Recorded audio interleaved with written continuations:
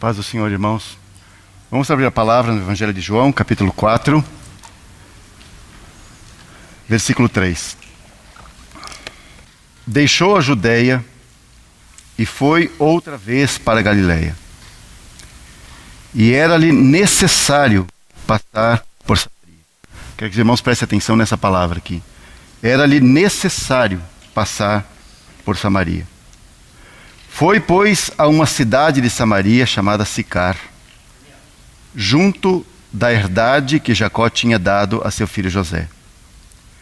E estava ali a fonte de Jacó. Jesus, pois, cansado do caminho, assentou-se assim junto da fonte. Era isto quase a hora sexta. Veio uma mulher de Samaria tirar água. Disse-lhe Jesus: dá-me de beber. Porque os seus discípulos tinham ido à cidade comprar comida. Disse-lhe, pois, a mulher samaritana: como, sendo tu judeu, me pedes de beber a mim, que sou mulher samaritana? Porque os judeus não se comunicam com os samaritanos. Jesus respondeu e disse-lhe: se tu conheceras o dom de Deus, e quem é o que te diz, tu lhe pedirias, e ele te daria água viva. Disse-lhe a mulher: Senhor, tu não tens com que atirar, e o poço é fundo. Onde, pois, tens a água viva? És tu maior do que o nosso pai Jacó, que nos deu o poço, bebendo ele próprio dele, e os seus filhos e o seu gado? Jesus respondeu e disse-lhe: qualquer que beber desta água tornará a ter sede. Mas aquele que beber da água que eu lhe der, nunca terá sede. Porque a água que eu lhe der se fará nele uma fonte de água que salte para a vida eterna. Disse-lhe a mulher: Senhor, dá-me dessa água, para que não mais tenha sede e não venha aqui tirá-la. Disse-lhe Jesus: vai, chama o teu marido e vem cá. A mulher respondeu e disse: não tenho marido. Disse-lhe Jesus: disseste bem, não tenho marido.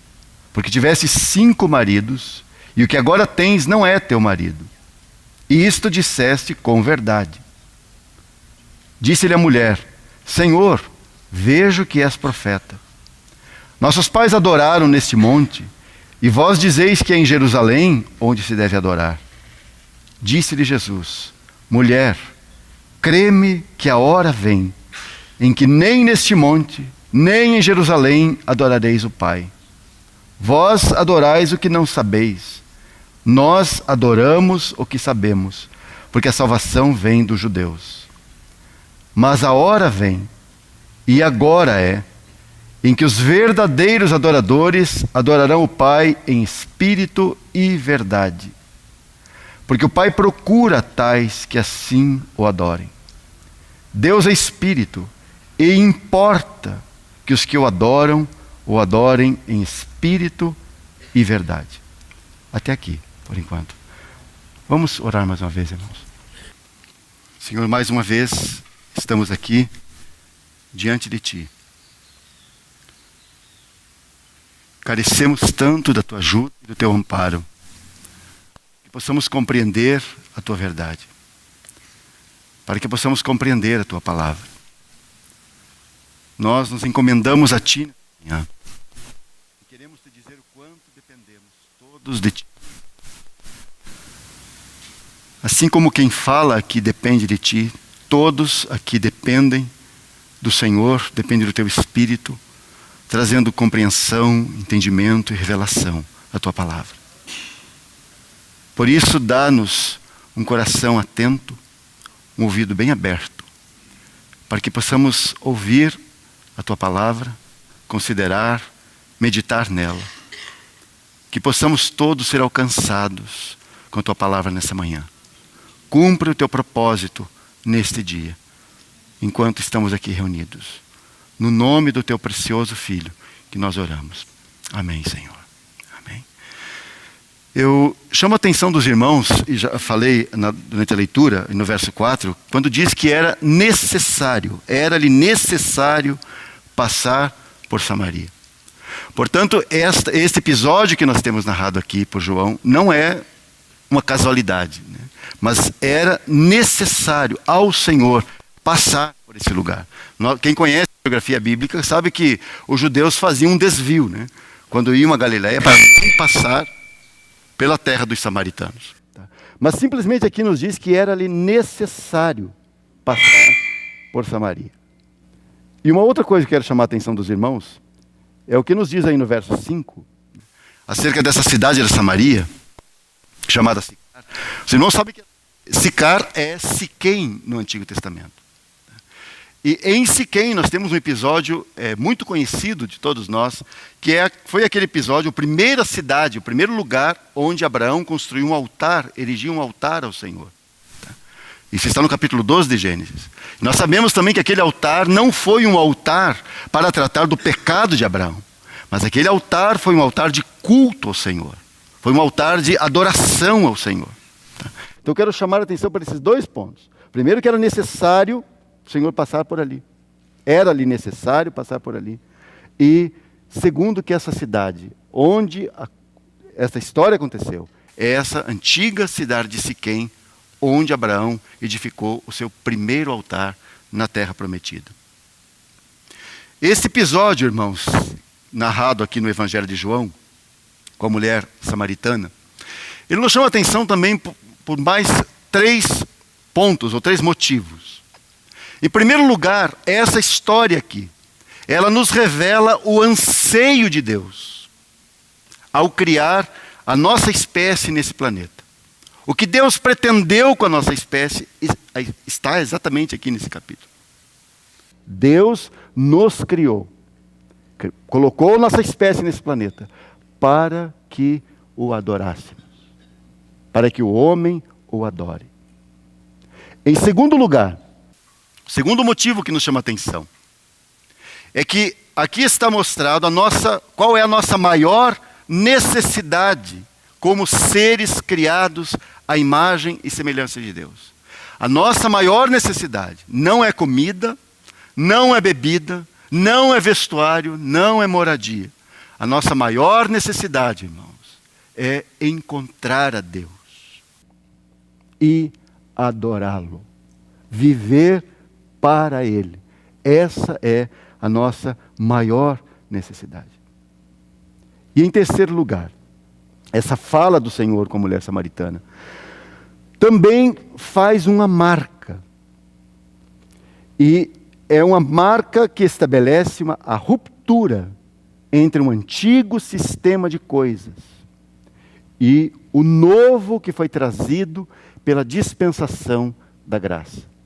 Então aqui nesse capítulo, aqui nessa história, nós temos também essa ruptura com o antigo, com aquilo que foi a antiga dispensação.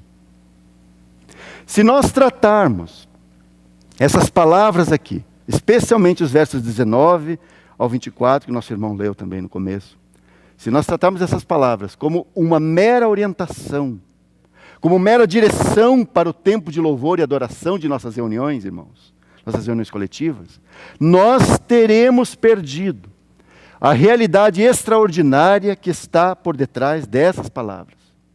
Será que o Senhor está aqui dando apenas um outro tom para os nossos cultos?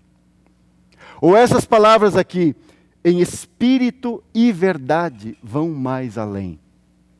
E eu estou perguntando algo óbvio. É claro que aquilo que o Senhor disse aqui, é claro que essas palavras vão muito além de um simples culto, vamos colocar desse modo.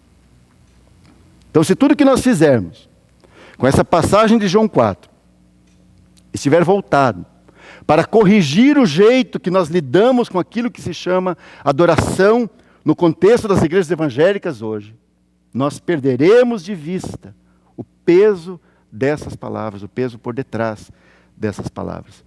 Por isso, irmãos, aqui, a título de introdução, nessa primeira sessão das 4 que eu quero compartilhar com os irmãos nessa semana, eu gostaria de considerar aqui o contexto, não somente das palavras dos versos 23 e 24 especificamente, mas eu quero considerar com os irmãos o contexto deste quarto evangelho.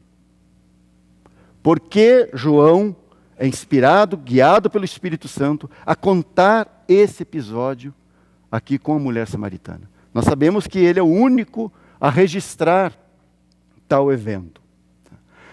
O Evangelho de João, ele está inserido no contexto que nós podemos denominar de a crise dos anos 60, da era cristã, né? Os chamados anos 60 da era cristã. A crise dos anos 60. Então é isso que eu quero, é o título que eu quero dar a essa introdução. Esses anos 60 da era cristã, eles são assim um momento de transição para as igrejas fundadas até ali pelos apóstolos originais, incluindo Paulo. Pelos registros inspirados que nós temos, sabemos que houve um avanço paulatino seguindo a ordem dada pelo próprio Senhor, Atos capítulo 1, verso 8, quando ele falou assim: mas recebereis a virtude do Espírito Santo que há de vir sobre vós, e semeeis testemunhas tanto em Jerusalém, como em toda a Judéia e Samaria, e até os confins da terra. De modo que nós vemos até aquele momento eles carregando o testemunho do Senhor e levando o testemunho do Senhor, e esse testemunho avança desde Jerusalém, em Atos capítulo 2, para o restante da Judéia e Samaria em 2 anos. 2 anos depois de Atos 2, o Evangelho chega ao contexto da Judéia, né? E também a Samaria, quando nós temos Atos capítulo 8. E até aos confins da terra, a partir de Atos 13, em 16 anos. Então, nós sabemos que desde Jerusalém até Atos 13, até o Evangelho chegar no rumo dos confins da terra, nós temos aí 16 anos. Desde Jerusalém até o Evangelho chegar no outro lado do Mediterrâneo, se você traçar uma linha reta, né, desde Jerusalém, cruzando o Mediterrâneo, cerca de 3.200 quilômetros até a Espanha, há uma cidade lá chamada Tarragona, onde, segundo a tradição, foi onde a cidade que Paulo visitou. Tá? Não sabemos ao certo, mas isso é o que a tradição cristã diz. Bom, 3.200 quilômetros. Desde o Pentecostes até esse evento, 37 anos. 37 anos. 37 assembleias registradas no Novo Testamento. Agora, essas 37 assembleias são estabelecidas com tempo um pouco menor, 30 anos. Né? Então, guarde bem essa informação. 37 assembleias estabelecidas em 30 anos. 16 províncias do Império Romano, incluindo a capital. Nessa altura, o Evangelho já chegou. Estamos falando do ano 60. E isso é maravilhoso. Aliás, isso é extraordinário, porque sem celular, sem televisão, sem transmissão ao vivo, sem rádio, sem internet, sem satélite, sem GPS e sem nenhuma estratégia missionária, irmãos, entre aspas. Sem nenhuma estratégia missionária. Como, aliás, tentam achar aqui no livro de Atos os burocratas de missões. Eles se debruçam sobre o livro de Atos e eles procuram ali uma estratégia missionária. Um modus operandi de Paulo. Então eles tentam estabelecer um padrão das coisas. Mas esse padrão não se estabelece. Não se sustenta até o final. Mas note que maravilhoso é isso. Em poucos anos, o Evangelho avança da capital de uma província pobre e problemática, como era a Judéia, para a metrópole imperial, para a capital do império. E eu tenho que citar uma outra coisa ainda. Né? Falei que os burocratas de missões, eles tentam encontrar as estratégias missionárias de Paulo, o programa missionário de Paulo aí no livro de Atos. Aí nós temos uma outra situação. Para a frustração daqueles executivos eclesiásticos, né, que buscam algum tipo de estrutura ou estruturação que reúna essas assembleias locais, que as congregue, o Novo Testamento simplesmente silencia por completo. Porque nós não temos notícias, nenhum texto que venha nos mostrar isso, e alguma estrutura ou alguma estruturação que reúna essas assembleias. Simplesmente não tem nada. Isso porque essas assembleias todas, elas são manifestações locais da igreja, corpo de Cristo. Aquele organismo vivo, cheio da vida celestial, que é Cristo mesmo. Por isso o desenvolvimento simples daquelas primeiras assembleias chega a causar uma certa irritação nesses especialistas, né? Nesses estrategistas eclesiásticos. Porque eles queriam algo mais organizado, mais preciso, como se pudesse existir, eles imaginam, né? Um centro de missões mundiais em Jerusalém, ou um centro de missões mundiais em Antioquia. Mas nada disso, irmãos. Porque nada está nas mãos de um grupo de especialistas. Não há, assim, um colégio episcopal extralocal.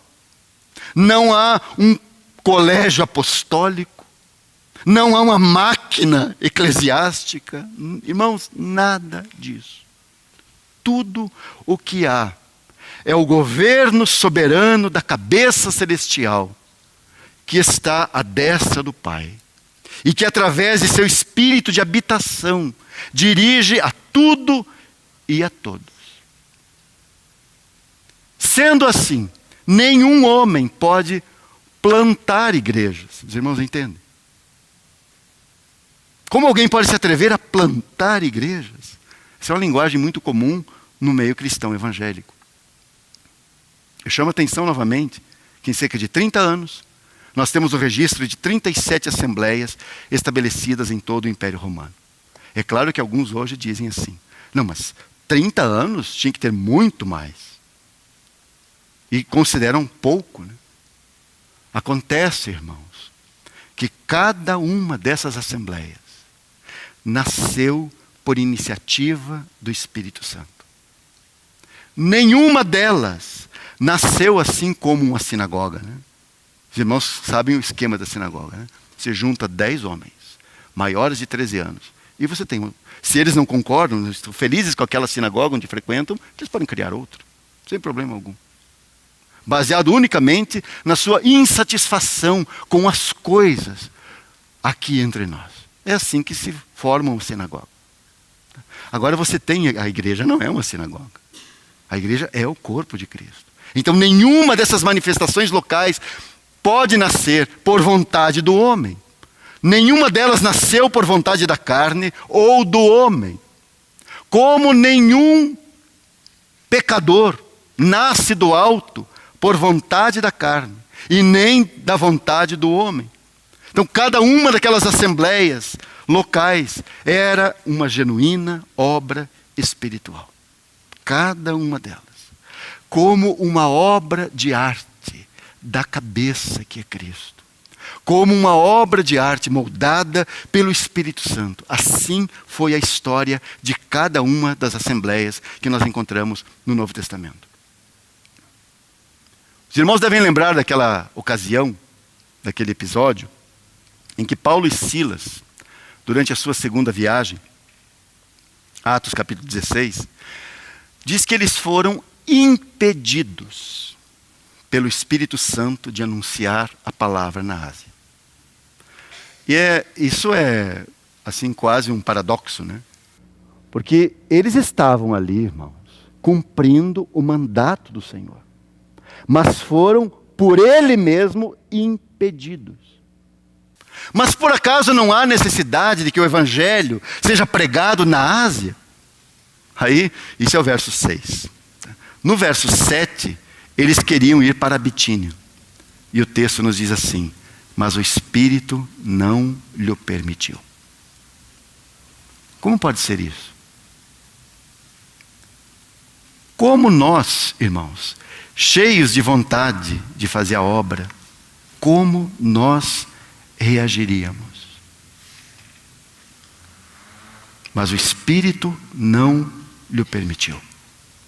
Havia sim um mandato de pregar em todos os lugares. Mas note aqui que conexão com a direção da cabeça nós temos aqui. Esses homens não são robôs programados para obedecer comandos. Esses homens são servos que dependem da direção do Espírito para aquela obra que é totalmente espiritual. Eles não estão ali por iniciativa própria, eles estão ali exclusivamente para obedecer aos comandos da cabeça. Aliás, é o que nós vemos no ministério terreno do Senhor Jesus. Irmãos, quantas necessidades havia por toda a terra de Israel? Quantos cegos, quantos coxos, quantos surdos, quantos leprosos, quantos endemoniados, quantos morriam diariamente. E o que o Senhor fez? Ele só curou aqueles que o Pai lhe mandou curar. E mais ninguém. Nós podemos perceber a conexão dele com seu Pai, né? Quando ele mesmo diz, os irmãos podem abrir a Escritura, aí no capítulo seguinte, capítulo 5 de João, é o verso 19.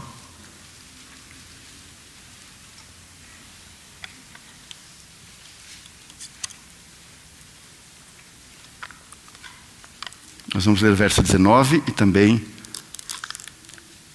um pouco do verso 30.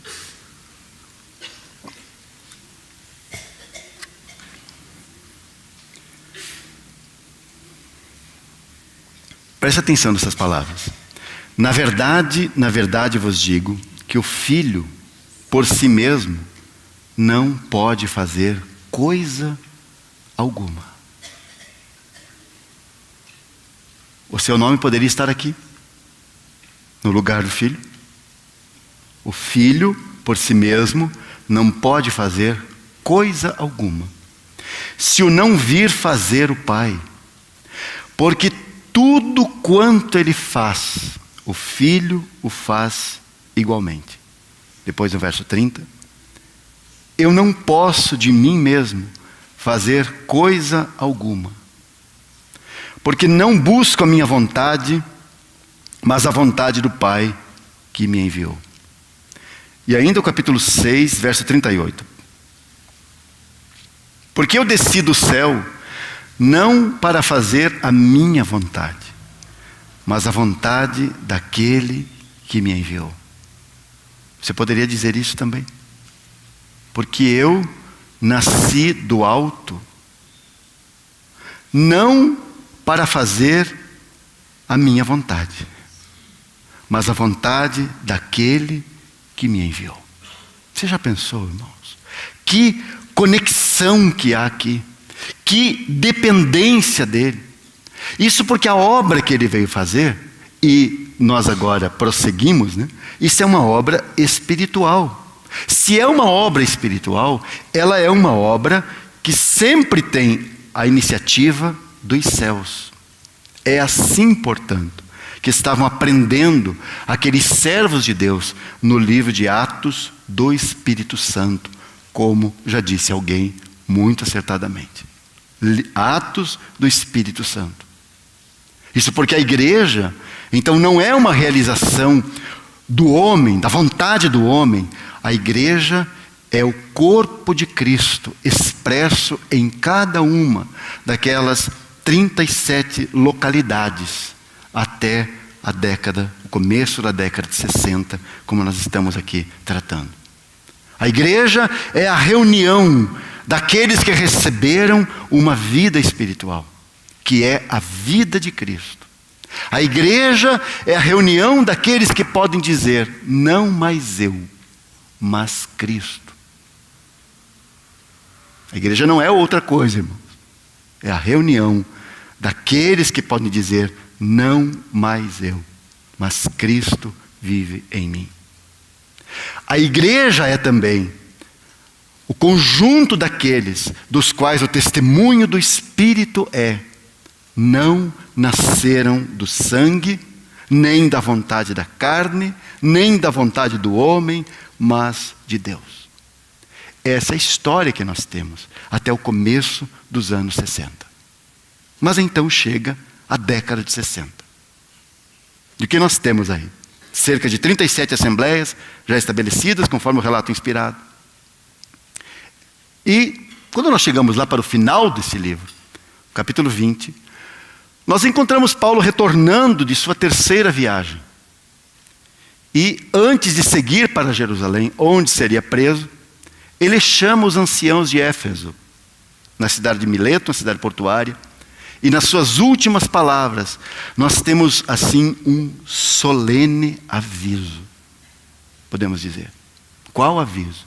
Ele diz assim: porque eu sei isto, que depois da minha partida, entrarão no meio de vós lobos cruéis, que não pouparão ao rebanho, e que dentre vós mesmos se levantarão homens que falarão coisas perversas.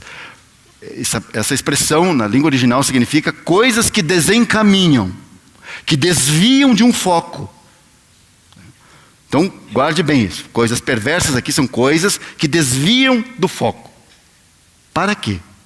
O texto continua: para atraírem os discípulos após si. Isso é Atos capítulo 20, versos 29 e 30.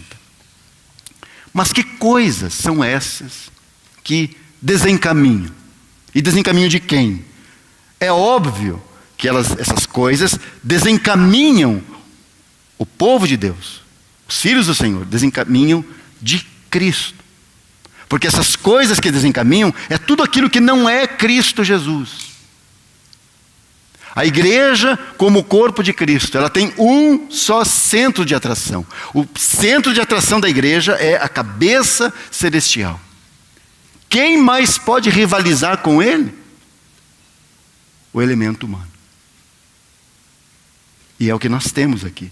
Por isso a última frase do verso 30, ela nos diz assim: para atraírem os discípulos após si. Isso é o homem, o elemento humano, tomando lugar, tomando o centro, que só pode ser ocupado por Cristo Jesus. Então a atenção que Cristo merece, que Ele deve ter, por causa dessa ligação vital entre cabeça e corpo, de repente, essa ligação, essa atenção, ela é interrompida e desviada para o homem. Então note, irmãos, que Paulo está aqui avisando aqueles irmãos. Há um duplo ataque. Há o ataque que vem de fora, os lobos cruéis, e o ataque que vem de dentro. Por isso ele diz: de entre vós mesmos. E é com essa nota que começam os anos 60. Aí do primeiro século. Logo depois dessas palavras, nós conhecemos bem a história. Paulo foi para Jerusalém, lá foi preso. Foi levado para Cesareia, que fica 100 quilômetros ao norte de Jerusalém.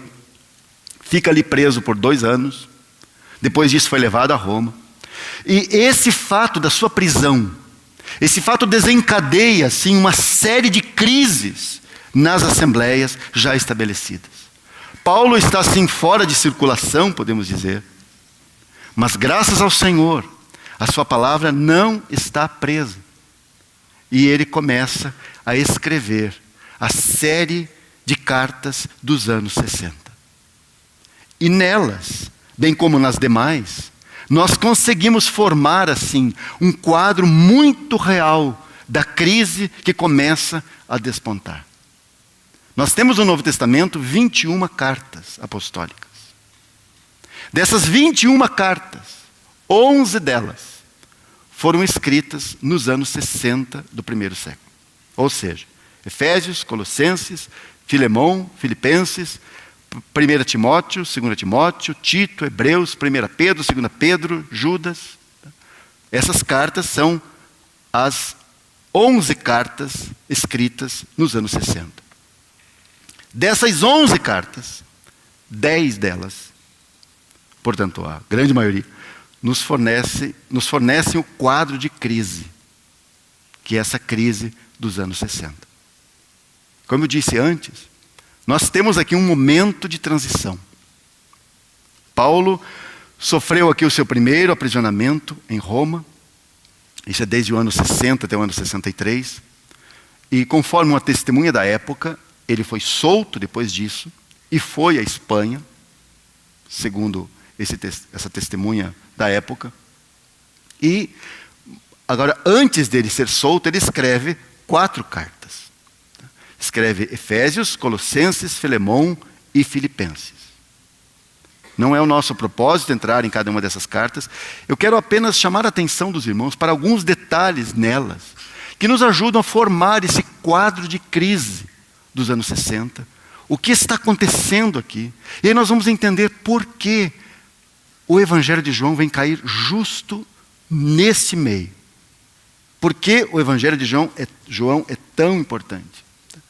Bom, a primeira delas, a primeira carta dos anos 60, é a carta aos Efésios, que os irmãos conhecem muito bem, né? Eu só vou citar algumas poucas coisas. Cristo Jesus é mostrado em Efésios como o eterno propósito de Deus. E nele todas as coisas serão reunidas. E pensa uma vez, nesse princípio de crise, o que está prestes a acontecer, a se desenvolver muito rapidamente, como essas palavras, essa verdade de que Ele é o centro de todas as coisas, Ele é o eterno propósito de Deus, todas as coisas serão convergidas nele, serão reunidas nele, como isso é importante. Como é importante reafirmar isso naquele momento. Ali em Efésios, também nos é mostrada a posição dos crentes, judeus e gentios, como estando assim numa íntima ligação, numa íntima comunhão com Ele, do mesmo modo como a cabeça está unida ao corpo. Entretanto, por serem estas realidades espirituais, não basta você ser informado disso simplesmente, ou você ler isso. Por isso, quando Paulo escreve essa carta, ele intercede por esses irmãos. E nós temos o registro da sua oração. Ele não falou assim, não escreveu assim, agora eu vou dar um tempo aqui e vou orar por vocês. Não, ele registra como ele orou por eles. E como ele orou por aqueles irmãos. Ele orou para que Deus lhes concedesse o espírito de sabedoria e de revelação no pleno conhecimento dele. Está lá na segunda parte do capítulo 1. E tenham iluminados os olhos de seus corações, para que saibam qual seja a esperança da vocação de Cristo. E saibam quais as riquezas da herança dele nos santos, e qual a sobreexcelente grandeza do seu poder sobre os que creem. Isso é o capítulo 1. No capítulo 3, ele novamente intercede por eles. E vai dizer assim, para que possam perfeitamente perceber e conhecer o amor de Cristo, para que sejam plenos de toda a plenitude de Deus. É assim que diz o texto original. Cheios, plenos de toda a plenitude de Deus. Esta plenitude de Deus, nós sabemos que não é outra coisa, senão o seu Filho amado. O seu Filho que planifica todas as coisas consigo mesmo. Ou seja, enche todas as coisas consigo mesmo. Depois desse capítulo 3, nós temos mais 3 capítulos em Efésios, onde Paulo vai expor aos irmãos como é a vida decorrente desses fatos narrados nos capítulos 1, 2 e 3. Então, se essa vida que é Cristo, né? Se essa plenitude está neles, se eles estão cheios de Cristo mesmo, como será a vida deles? É óbvio que será uma vida celestial, porque essa vida se manifestará no dia a dia daqueles que estão nele. Por isso o capítulo 4 começa assim: rogo-vos, pois eu, o preso do Senhor, que andeis como é digno da vocação com que fostes chamados. Você entende essa vocação olhando para os capítulos 1, 2 e 3. Rogo-vos, pois eu, o preso do Senhor, que andeis como é digno da vocação com que fostes chamados. De modo, irmãos, que isso daqui é só um outro modo de expressar o que Paulo já havia escrito 12 anos antes dessa carta aos Efésios, quando escreveu às Assembleias da Galácia, qual foi a grande tônica da carta aos Gálatas? Não mais eu, mas Cristo vive em mim. Agora aqui em Efésios ele diz: rogo-vos, pois eu, o preso do Senhor, que andeis como é digno da vocação com que fostes chamados. Ora, se essa vida celestial está em nós, então é assim: não mais eu, mas Cristo vive em mim. Agora, com base nas duas orações que nós temos no capítulo 1 e capítulo 3 de Efésios, nós sabemos que a tônica para conhecer toda essa realidade espiritual que há em Cristo é a revelação. Por isso não basta ser informado disso. Você precisa da revelação que o Espírito Santo lhe dá, para que você possa compreender essas verdades. Senão elas serão apenas um amontoado de palavras bonitas, mas que não dizem necessariamente alguma coisa para você. Quando nós chegamos em Colossenses, que nosso irmão aqui expôs ontem, nos falou muito sobre ela, essa carta gêmea de Efésios, nós temos ali o aprofundamento do significado do Cristo de Deus. E aqui em Colossenses, diferente de Efésios, o contexto que temos é de perigo muito real. A crise aqui está deflagrada e nós podemos perceber o que está acontecendo. Aqui há um ataque de lobos contra o rebanho. Em Colossenses nós temos uma doutrina errada acerca de Cristo, que estava sendo disseminada entre eles. Essa doutrina errada, mais tarde se chamou gnosticismo, que também nosso irmão citou aqui ontem. Gnosticismo que é difícil de definir numa palavra. Porque é um misto, na verdade, de conceitos religiosos pagãos com filosofia grega. E, assim, para nós entendermos o que isso significou no primeiro século, e também no segundo século. Mas o grande atrativo dessa, entre aspas, religião, filosofia, seja lá o que eles quisessem que fosse, né? Mas o grande atrativo é porque o gnosticismo conseguia incorporar novos conceitos, mas assim, de um modo muito fácil. Como, por exemplo, no que você acredita? Se você é um judeu, então uma parte daquilo que você crê pode ser incorporado. Se você crê em qualquer outra coisa, também isso pode ser incorporado, sem problema algum. Então, logo naquele começo, o gnosticismo incorporou os conceitos que estavam ali, conceitos cristãos e conceitos judaicos. Se nós podemos dar uma síntese daquilo que era o gnosticismo, é que eles alegavam ter um conhecimento secreto e superior da verdade. Conhecimento esse que era reservado somente para aqueles iniciados em seus segredos e que galgavam posições até chegar à grande revelação, ao grande conhecimento secreto. Para eles, a matéria em si é má. Conclusão: Deus não criou diretamente a matéria. Então eles diziam que a matéria era uma emanação de Deus. Ela foi decorrente. Deus não criou diretamente, mas aquilo foi, assim, decorreu dele. Claro que, se a matéria é má, então você não pode dizer que Cristo, ou que o Filho de Deus, se fez carne. É óbvio. Porque se ele se fez carne, se ele se tornou matéria, então você está dizendo que ele não é bom, que ele é mau, né? Porque a matéria é má. Então Deus, a verdadeira humanidade de Cristo foi negada nesse ponto. E eles tinham um ensino interessante, né?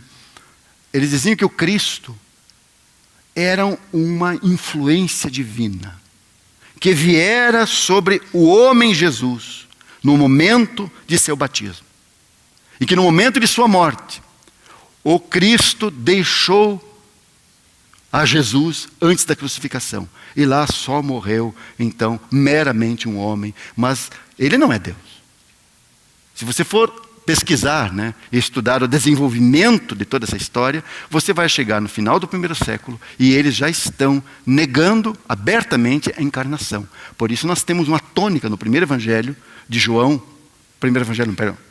primeira carta de João, você tem uma citação lá, dizendo do espírito do anticristo que não confessa que Jesus Cristo veio em carne.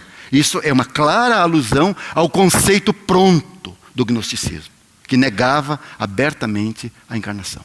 Isso era um lado. Um outro lado desse gnosticismo é que eles praticavam o ascetismo. O ascetismo consistia em afligir-se e torturar-se como forma de alcançar um nível espiritual mais elevado. Então, quanto mais sofrimento auto-infligido, mais degraus você subirá, para, assim, merecer aquele conhecimento secreto. Isso é um extremo. Aí você tem um outro extremo. Aqueles que foram ao ponto de se entregar a todo tipo de paixão carnal, porque o corpo é mau mesmo. O corpo não importa. Não há ligação alguma do corpo com a vida espiritual. Como não tem ligação alguma, então você faz com o seu corpo o que você quiser. Desde que aquela fome por Deus, vamos dizer, seja preservada lá dentro de você. Quando nós lemos a carta, estudamos a carta, você nota também ainda vestígios de 2 erros na Assembleia de Colossos. Um deles era o antinomianismo e o outro o judaísmo. O primeiro, o antinomianismo, negava ou ensinava que uma vez estando debaixo da graça, não importa o que você faz com os seus apetites, não importa o que você faz com suas paixões carnais. O que importa é que você tem um espírito puro. O resto não interessa. Já no judaísmo, porque havia traços de judaísmo, tudo que importava era ter uma boa aparência diante de Deus, nós sabemos, mediante o cumprimento das obras da lei. De modo que no judaísmo você tem uma justificação pelas obras e você tem uma santificação pelas obras. É interessante que de tempos em tempos essa história volta. Justificação, esses dizem, justificação pela fé, mas a santificação é pelas obras. Então você precisa agora de um caderno de regras. Como se comportar para que você possa ser santificado. O que a Bíblia nos ensina? A Bíblia nos ensina a justificação pela fé em Cristo. E nos ensina a santificação pela mesma fé em Cristo. Porque a santificação não é, assim, uma obediência total à lei, a um conjunto de regras. A santificação, irmãos, é o crescimento da vida de Cristo em cada um dos seus. Agora, quando você olha para essa assembleia em Colossos, alguns dos irmãos aqui, eles se tornaram presas desses ensinos errôneos. Por isso, Paulo escreve assim. Peço que os irmãos abram a escritura, também aí nesse texto, Colossenses capítulo 2, verso 8, vamos acompanhar. Capítulo 2, verso 8.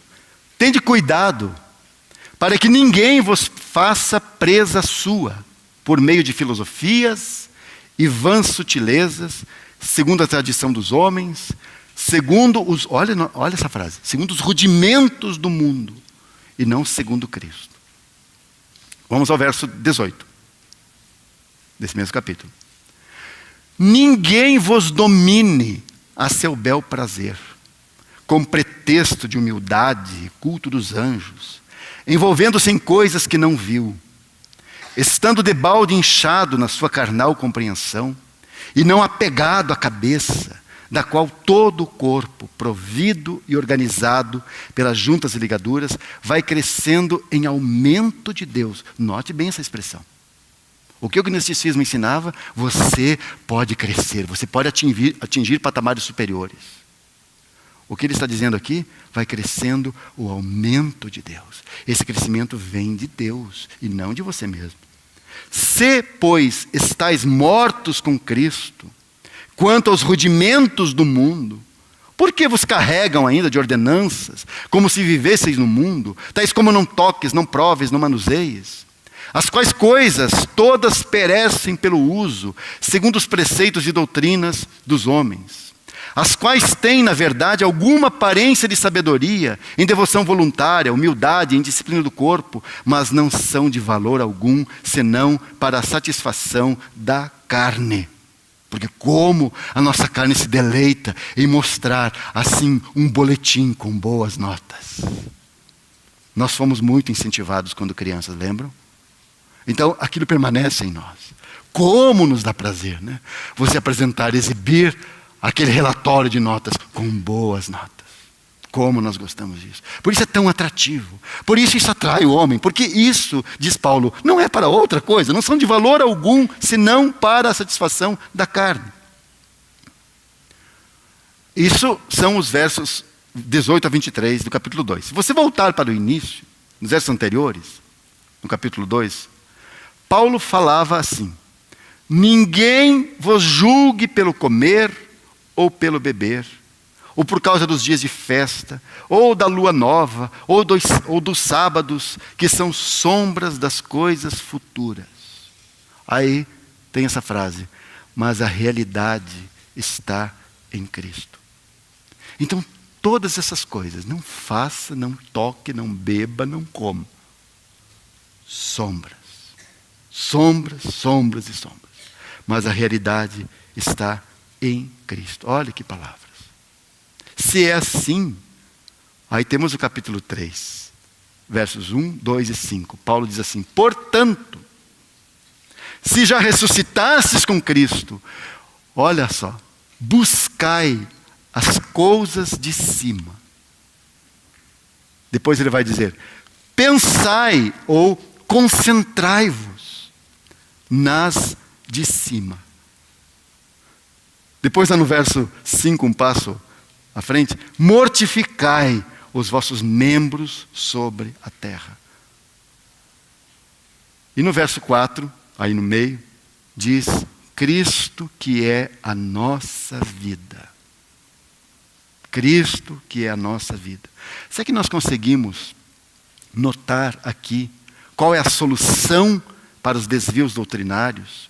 Esses desvios de conduta entre eles? Qual é a solução? Cristo e somente Cristo. Porque Cristo é tudo e em todos. Essa é a solução. Irmãos, Paulo poderia, dada a erudição que esse homem tinha, ele poderia escrever numa carta, porque você nota que você tem argumentos filosóficos, né? E certamente aqueles do gnosticismo, eles conheciam muito bem a filosofia grega, como também Paulo. Paulo poderia argumentar a partir das próprias coisas que eles falavam, né? Paulo poderia tecer grandes argumentos, mas Paulo foge deles. O que Paulo apresenta para os irmãos?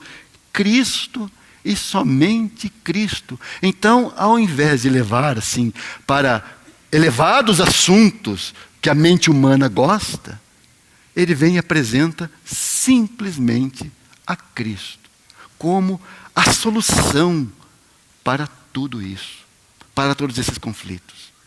E se voltarmos aos capítulos 1 e 2, nosso irmão também falou aqui ontem sobre isso, Cristo Jesus nos é apresentado como sendo a plenitude de Deus. Capítulo 2, verso 3, diz: em quem estão escondidos todos os tesouros da sabedoria e da ciência. É sabedoria que vocês querem, está dizendo ele aos Colossos.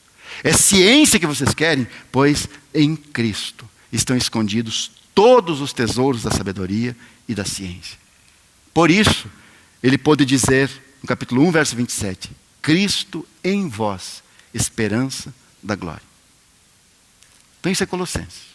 Quando nós chegamos a Filipenses, em Filipenses Cristo nos é apresentado como sendo a vida do viver cristão. E qual é a crise que você tem em Filipenses? A crise em Filipenses é uma questão comportamental, relacional. Cada um está preocupado com sua própria vida. Não parece refletir exatamente o ambiente de hoje, no meio dos filhos de Deus, de um modo geral? Cada um está preocupado com sua própria vida, com os seus interesses, com o benefício próprio. Há aqueles que estão pregando a Cristo, diz Paulo, movidos por inveja, movidos por rivalidade. Outros estão pregando a Cristo, assim, por partidarismo, por sectarismo, visando de algum modo agravar a condição de prisioneiro de Paulo. E Paulo denuncia tudo isso aqui nessa carta, e em contraste com toda essa situação, ele nos apresenta a vida de Cristo, como aquele que se esvaziou a si mesmo e humilhou-se a si mesmo, sendo obediente até a morte e morte de cruz. Por isso, ele escreve, lá no capítulo 2, que haja em vós o mesmo sentimento. O mesmo. Não é um sentimento parecido. Tá? O mesmo sentimento que houve também em Cristo Jesus. Quando nós chegamos nas últimas cartas de Paulo, que é 1 Timóteo, Tito e 2 Timóteo, que foram escritas, respectivamente, 64, 65 e 66, primeiro século.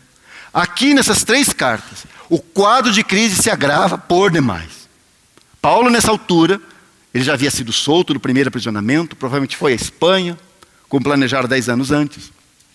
E aquela falsa doutrina do gnosticismo foi se alastrando, continuou a ganhar terreno adentro nas assembleias. Aquilo não ficou só em Colossos, mas aquilo se espalhou, né? De modo que quando Paulo escreve a primeira carta a Timóteo, além de expor a situação, a condição geral das igrejas, das assembleias ali, ele expõe de maneira muito particular as veias de Éfeso, da assembleia em Éfeso. Então, quando você lê 1 Timóteo, você deve saber, os problemas citados aqui têm a ver com essa assembleia, com a assembleia em Éfeso. Isso é o ano 64, irmãos. 4 anos antes, quando ele escreveu aquela carta, né, a carta aos Efésios, quando falou daquelas grandezas de Deus, né, das grandezas de Cristo. Olha, irmãos, quando você vê em 1 Timóteo, é difícil de acreditar que se trata da mesma assembleia que recebera aquela carta celestial 4 anos antes. Portanto, agora faz sentido. Agora dá para entender aquele solene aviso que ele deu aos anciãos de Éfeso, lá em Atos capítulo 20. Lamentavelmente, os lobos vorazes começaram a aparecer no meio deles, tentando devorá-los, e até mesmo pessoas dentre eles começaram a falar coisas que desviavam as pessoas de Cristo para atraí-las para si mesmos. Essa condição de coisas trouxe, irmãos, tamanha desordem para aquela assembleia, que Paulo precisa.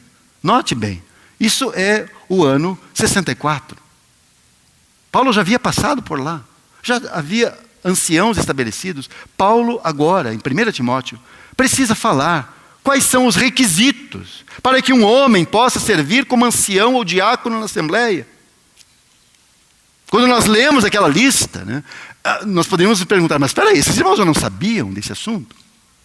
Por que Paulo precisa novamente falar sobre esse tema? Ou falar esses qualificativos tão óbvios, né? Você sabe que tem um problema por trás, então. Aí quando nós lemos aquela lista, que também aparece na carta que ele escreveu ao seu cooperador Tito, nós não encontramos qualificativos de erudição ou de eloquência, irmãos. As listas que temos em 1 Timóteo e Tito não são meros atributos de moralidade. Aquelas 2 listas, elas são os efeitos da vida de Cristo que está crescendo dentro de um homem. Em outras palavras, maturidade espiritual. Esses homens devem ser homens espirituais. E por que será que você tem essa ênfase? É porque já estão presentes os sinais da profissionalização do serviço cristão. Você tem os sinais ali do serviço de olho no ganho financeiro, usando a piedade como fonte de lucro. Mas o que é a igreja? A igreja, diz Paulo, nessa primeira carta, é a coluna e firmeza da verdade. E se ela é a coluna e firmeza da verdade, há um modo correto de andar nela, porque ela é a casa de Deus. Há ordem na casa de Deus. Porém, qual ordem? Ordem na igreja é a vida de Cristo, expressa de modo corporativo.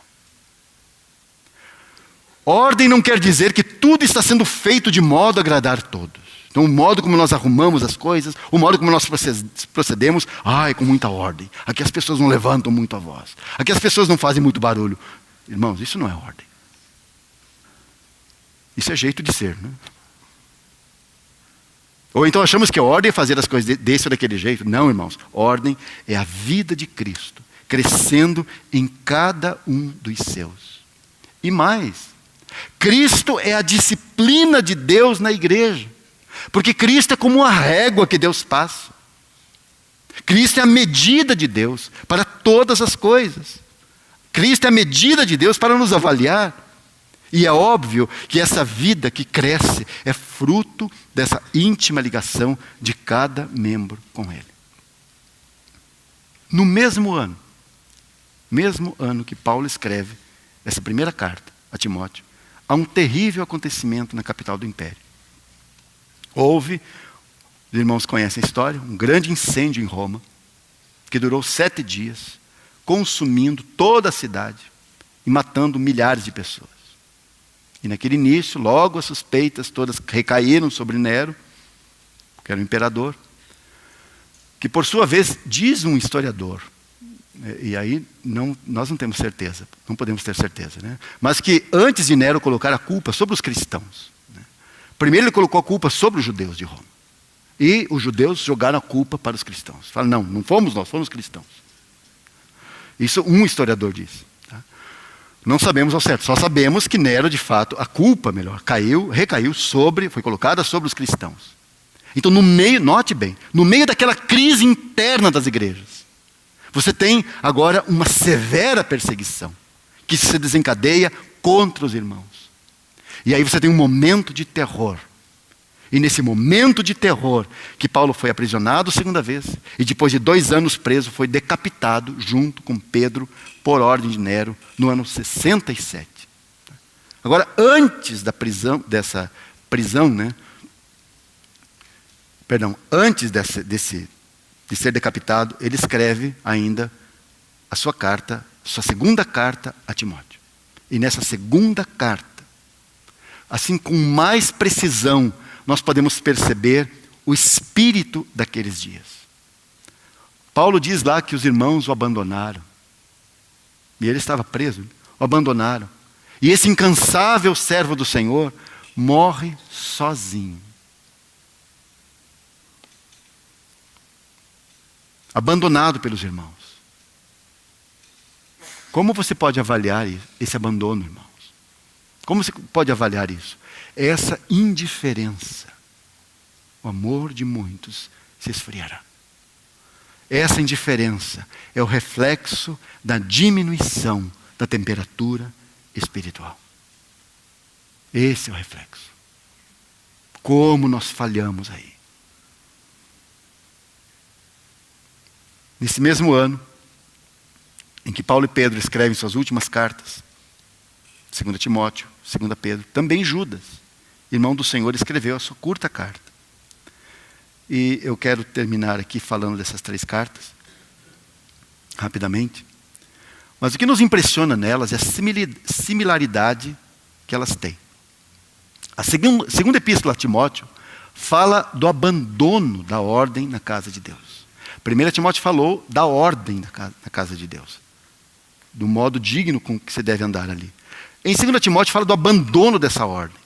Fala daqueles que iriam perverter a fé de outros através de ensinos errôneos. Esse é o capítulo 2, verso 18.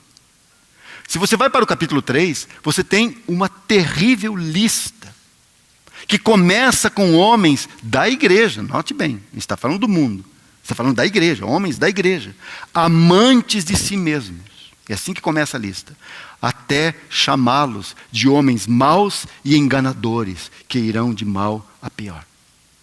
Aliás, quando o texto cita Janes e Jambres, os mágicos do faraó, né, mostra então que esses homens imitariam os poderes milagrosos de Deus, enganando e ludibriando os filhos de Deus. Quando você chega no capítulo 4, o autor inspirado diz assim, que virá o tempo em que não suportarão a sã doutrina, mas tendo comichão nos ouvidos, amontoarão para si mesmos ou para si doutores conforme as suas próprias concupiscências, e desviarão os ouvidos da verdade, voltando às fábulas. Então note que um ambiente de negligência espiritual e, consequentemente, negligência moral está se formando. Por isso agora há um comportamento impróprio na casa de Deus. A segunda carta de Pedro trata do abandono da piedade cristã prática. E trata também do surgimento de falsos mestres. Falsos mestres que surgem ávidos por poder e dinheiro. E então são descritos assim: haverá também falsos doutores, e por avareza farão de vós negócio com palavras fingidas. E aqui nós temos, do mesmo modo, uma terrível lista, no capítulo 2, descrevendo o ambiente que já está em formação naqueles dias. Quando você chega à carta de Judas, você tem também uma longa lista de que certos homens, denunciando que certos homens se introduziriam entre os cristãos, convertendo em dissolução. Dissolução é libertinagem. Convertendo em dissolução a graça de Deus. E, irmãos, a lista de Judas é tão terrível que às vezes dá a impressão que não está falando só de homens.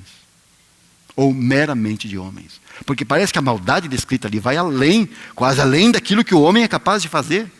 É dito que eles seguem pelo caminho de Caim, as obras de Caim, que são levados pelo engano do prêmio de Balaão, avidez por dinheiro, que pereceram na contradição de Coré.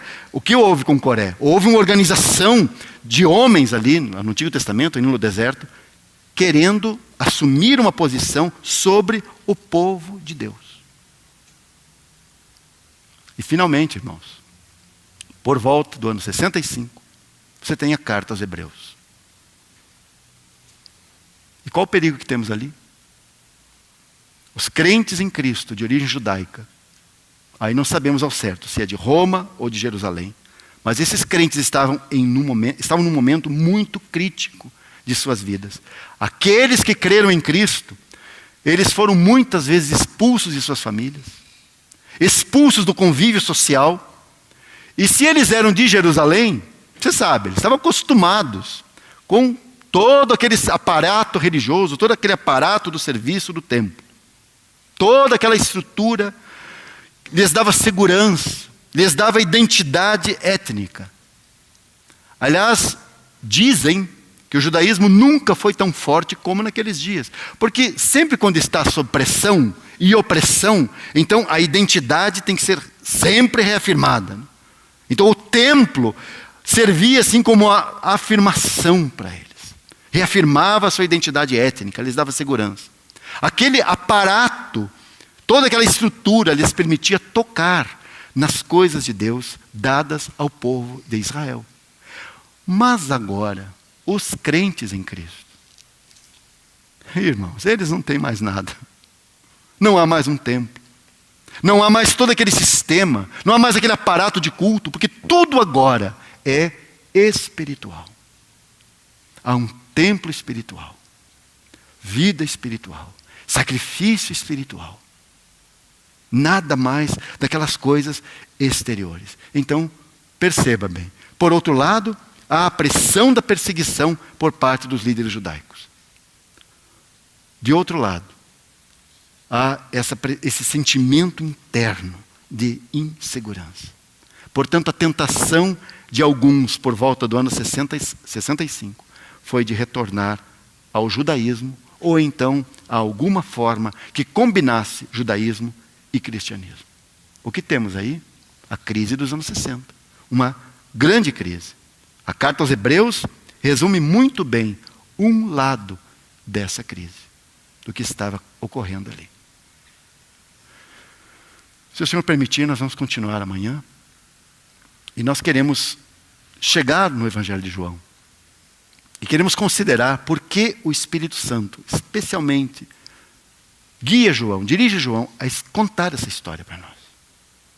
O que tem por trás, o que o Espírito Santo quer fazer diante desse quadro de crise que nós temos nos anos 60. É nesse meio que chega o Evangelho de João. Esse tema de Cristo é trazido de volta à cena, de volta ao centro. Qual é a intenção do Espírito? Vamos orar. Te agradecemos, Senhor, tua misericórdia, para com as nossas vidas. Te agradecemos porque o Senhor tem nos alcançado e o Senhor tem nos sustentado com tua palavra. Que nós possamos perceber esse momento, nós possamos perceber aquilo que o Senhor quer fazer entre os teus santos nessa última era. Que possamos ser conduzidos pelo teu Espírito nesse tempo. Que nós te pedimos no nome de Jesus. Amém.